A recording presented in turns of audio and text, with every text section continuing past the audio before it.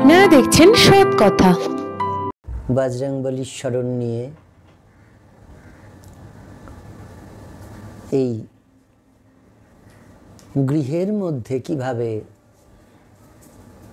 যারা চাও তারা কিভাবে ব্রহ্মচর্য পালন করবে, দু এক কথা একটু বলি। দেখো, ব্রহ্মচর্য না তিনটে প্রকারে সংগঠিত হয়। একটায় বাহ্য, একটায় মানস, আর একটা হয় আত্মিক। এই আত্মিক ব্রহ্মচর্য থেকে আমরা শুরু করছি। একটা কথা শুনে রাখো, কোনোভাবেই কোনো ব্রহ্মচারী হওয়া যায় না। ব্রহ্মচারী ব্যাপারটাই হচ্ছে একটা মানসিক দৃঢ় সংকল্পের বাহ্য প্রকাশ, যেটা শুধু আবিষ্কার করতে পারা যায়। যদি তুমি মনে মনে দৃঢ় হও, পুরুষকার যদি ঠিক ঠিক থাকে যে আমি এখন কোনো মঠে মিশনে জয়েন করতে পারছি না, এই কারণে, কাজেই আমি নিজেকে কিভাবে এই সময়টা কাটাবো, হ্যাঁ, আবিষ্কার করো। প্রথম আত্মিক ব্রহ্মচর্য কি? কতগুলো সংকল্প করবে।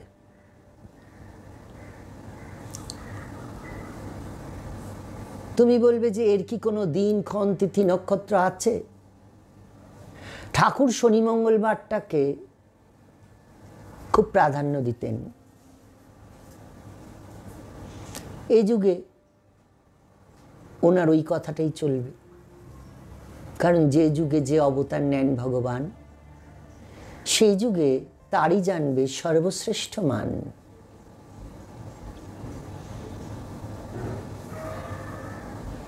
তা ওই রকম কোনো একটা ভালো শনি মঙ্গলবার দেখে স্নান টান করে উঠে হাতে জল নিয়ে প্রতিজ্ঞা করবে, হে প্রভু, আমি আত্মাকে দেখিনি, কিন্তু আমার দেহ এই আত্মার দ্বারাই চালিত হচ্ছে। এই আত্মা যেদিন বেরিয়ে যাবে, সেদিন যে আমাকে নিয়ে আজকে এত কিছু হচ্ছে, এত লোকে ভালোবাসছে, সেই দেহটাকেই আমার আপনজনেরা অবলীলাক্রমে নয় মাটিতে পুঁতে দেবে, নয় আগুনের মধ্যে ভস্মীভূত করবে। অথচ যে কারণে আমার এই দেহটা চলছে, সেই আত্মা, তাকে আমি জানতে পারলাম, যিনি আমার হৃদয়ে অবস্থিত। সেই জন্য মানসিক ব্রহ্মচর্যটা সবার আগে দরকার। হে প্রভু, আমি যেহেতু তোমাকে জানতে পারিনি, তোমায় আমি জানতে চাই। যতদিন না আমার মধ্যে সর্বৈব ত্যাগ সংগঠিত হচ্ছে, ততদিন আমি আমার প্রতিটি কর্ম, প্রতিটি শব্দ, প্রতিটি আচরণ, প্রতিটি ড্রেস, বেশ সমস্ত কিছু দিয়ে শুধু তোমাকেই অনুভব করতে চেষ্টা করব। এছাড়া দ্বিতীয় আমার আর কোনো ইচ্ছা, অভিলাষ কিচ্ছু রইল না। এই যে দৃঢ়তা, এই যে দৃঢ় সংকল্প, এটা হলো মানুষ ব্রহ্মচর্য। এটা তুমি করতে পারো। তুমি বলবে যে আমি কি করে করব বাবা, আমার তো ঘরে বোন আছে, তার বিবাহ দিতে হবে, আমার বয়স্ক বাবা মা আছে, তাদের দেখাশোনা করতে হবে, তাদের জন্য রোজগার করতে হবে। করো না, কে বারণ করেছে তোমায়? কেউ তো বারণ করেনি। শুধু নিজেকে একটা শরীরকে কেন্দ্র করে সংকীর্ণ তুমি করে ফেলো না। এই সত্য প্রতিজ্ঞা তোমায় করতে হবে। জীবনটায় যদি একটু সৎকর্ম, একটু সুন্দর আচরণ, একটু সুন্দর শিক্ষার প্রকাশ না ঘটে, তাহলে কি জীবনটা বৃথা নয় বলো? এই রকম করে ভাববে। কাজেই তাদের জন্য যেটা করার সেটা করবে, কিন্তু কিভাবে? আমি আগেই বললাম, শারীরিক, মানসিক এবং আত্মিক এই 3 প্রকারের ব্রহ্মচর্য হয়। এবারে মানসিক ব্রহ্মচর্যে প্রবেশ করো, করে প্রথম মনটাকে নিয়ে চিন্তা করো। মনকে বলো, আচ্ছা মন, আমার জন্য যদি কেউ চিন্তা করে, তাহলে তার জন্য চিন্তা করা আমার তো নৈতিক দায়িত্ব, তাই না? মন, আমার জন্য যদি কেউ মঙ্গলের কথা ভাবে, তাহলে তার মঙ্গলের কথা ভাবা আমার কি দায়িত্ব নয়? এক্সচেঞ্জ করে নাও। তুমি করবে ভগবানের চিন্তা, আর তিনি করবেন তোমার চিন্তা। এক্সচেঞ্জ করো। তাহলে কি হবে? মানুষ ব্রহ্মচর্যটা তৈরি হতে থাকবে, যে আমার মাথার উপরে একজন আছেন যিনি আমাকে প্রতি মুহূর্তে পরিচালনা করেন। সেই ক্ষেত্রে কি দরকার? মানসিকভাবে তৈরি হওয়া। আমি এই মন দিয়ে কখনো কোনো খারাপ কথা ভাবব না। আমি এই মনটা কখনো কোনো নিচু জায়গায় নিয়ে যাব না। আমি এই মনটা কখনো সংকীর্ণ গণ্ডির মধ্যে বাঁধব না। আমার এই মন অহরহ ব্যাপ্তিতে থাকবে, এমন ব্যাপ্তি আকাশের মতন বৃহৎ, যার কোনো সীমা থাকবে না। মনকে অসীমতায় বিলীন করার নামই হচ্ছে মানুষ ব্রহ্মচর্য। এবারে আসবে বাচিক বা শারীরিক ব্রহ্মচর্য। কিরকম? চক্ষু, কর্ণ, নাসিকা, জিহ্বা, ত্বক, এই 5টা জায়গাকে ভগবতমুখী করে তোলা। যা হলে চোখ ভগবান ছাড়া দ্বিতীয় কিছু দর্শন করতে চাইবে না। কান ভগবত প্রসঙ্গ ছাড়া আর কোনো কিছু শুনতে চাইবে না। নাক ভাগবতীয় সুবাস ছাড়া আর কিছু গ্রহণ করবে না। তুমি বলবে, বাবা এ আবার কেমন সুবাস? ভাগবতীয় সুবাস? এটা কি আপনার নতুন তৈরি করা সুবাস? না, ভাগবতীয় সুবাস বলে ভক্তের সান্নিধ্যকে। অর্থাৎ ভক্তদের সামনে বসলে তাদের যে মুখ থেকে ভগবত প্রেমযুক্ত কথা বেরোয়, তার যে আঘ্রাণ, সেটা ছাড়া আর নেবে না।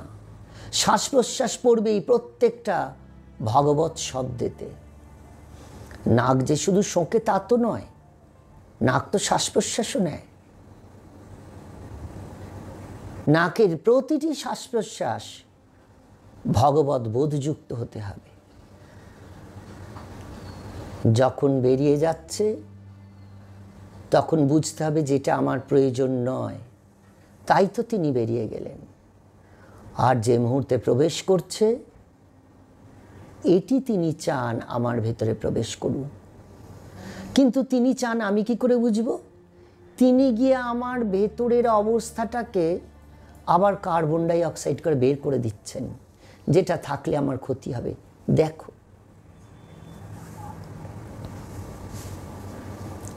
এইভাবে নাককে রাখবে। জিহ্বা এমন কোনো শব্দ বলবে না বা বলতে চাইবে না যা ভাগবতীয় নয়। তোমাদের মনে একটা প্রশ্ন হতেই পারে, আপনি সদা সর্বদা ভাগবতীয় শব্দটা কেন উচ্চারণ করছেন? মঙ্গলের জন্য। যা কথা মঙ্গলের তা কথাই বলবে। ভাগবতীয় বলতে আমি মোটেই এটা বলছি না যে প্রতিটি কথার আগে কৃষ্ণ পরে কৃষ্ণ, কি আগে মাধব পরে মাধব, কি আগে রাধা পরে রাধা, তা বলছি না। যে কথায় মঙ্গল নেই সে কথা বলবে না। সেই আস্বাদন কখনো নিতে চাইবে না যা তোমাকে সদা সর্বদা লোভী তৈরি করে। যদি বলো কারোর যদি প্রসাদের লোভ থাকে, প্রসাদের লোভ লোভের মধ্যে পড়ে না। মা যেমন নারীর মধ্যে পড়ে না, গুরু যেমন মনুষ্যের মধ্যে পড়ে না, মন্ত্র যেমন অক্ষরের মধ্যে পড়ে না, শালগ্রাম যেমন শিলার মধ্যে পড়ে না, প্রসাদের লোভ লোভের মধ্যে পড়ে না। আর কি? চক্ষু, কর্ণ, নাসিকা, জিহ্বা, ত্বক, এই দেহটাকে সদা সর্বদা গুরু সান্নিধ্যে রাখবে। কেন না? তাহলে তো তুমি প্রসাদ। আর প্রসাদ যদি হয়ে যাও, তোমার কি জাত কি কুল তা কেউ দেখবে না। মা নিজে মুখে বলছেন ভক্তের কোনো জাত হয় না।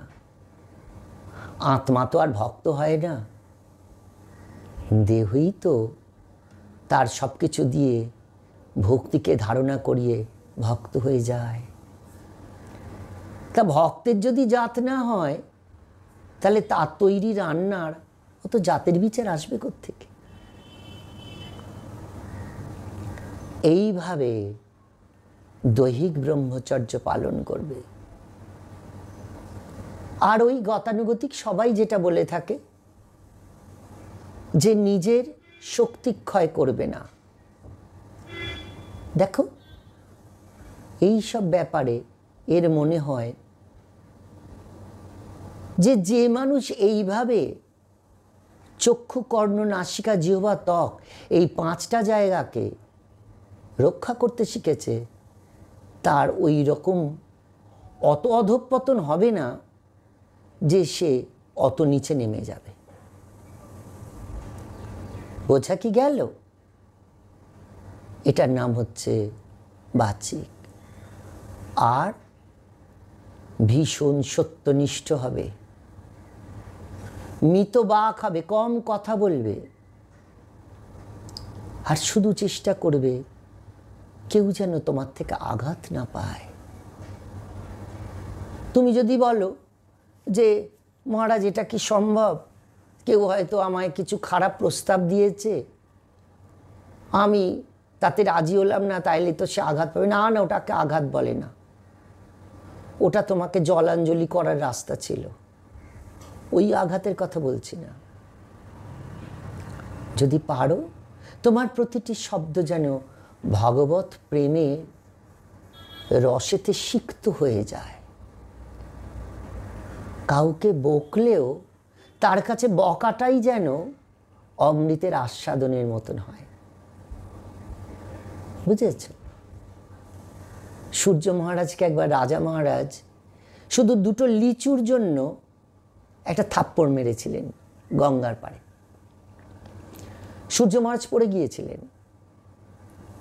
তা বাবুরাম মহারাজ তাড়াতাড়ি করে গিয়ে বলছেন, সূর্যি চল, আমি বলছি না আর এখানে থাকিস না, চলে চল। তা দেখো কি গুরুভক্তি, কি উত্তর দিল জানো? উত্তর দিলেন, সব ছেড়েই তো এখানে এসছি, এখান থেকে আবার যাবো কোথায়? আমি যেতে যেতে পারবো না। এই অর্থাৎ আমার আর জায়গা নেই। ব্রহ্মচর্যের প্রথম ধাপটাই হচ্ছে এটা, যে পৃথিবীতে তিনি আমায় এনেছেন শুধু তাঁর জন্য, আমি তাঁর ভিন্ন দ্বিতীয় কোনো কিছুতেই এই দেহটাকে উৎসর্গ করব না। গুরুর প্রসাদ হবে, হয়ে ব্রহ্মচর্যে নিজেকে উৎসর্গ করবে। এটা হচ্ছে বাড়িতে থেকেও এইভাবে ব্রহ্মচর্য পালন করা যায়। তবে কেউ কেউ বলেন 3 বার স্নান আদি এসব করা না গো, ওগুলো যত বাড়াবে তত অহংকার বাড়বে আর মনে হবে করলুম করলুম, কিন্তু আদতে ওগুলো কোনো কিছু করা না। ওগুলো সে বাচ্চাদের কাগজে নৌকো ভাসানো, নৌকোর মতো করে কাগজ করে ভাসিয়ে দিল আর আনন্দ করলো, ব্যাস কিছুক্ষণ বাদে কাগজ গেল ভিজে, নৌকো গেল ডুবে। ওই রকমের দরকার নেই। যারা চাও, মায়েরাও কি বাবারা, যারা চাও এইভাবে পালন করতে পারো।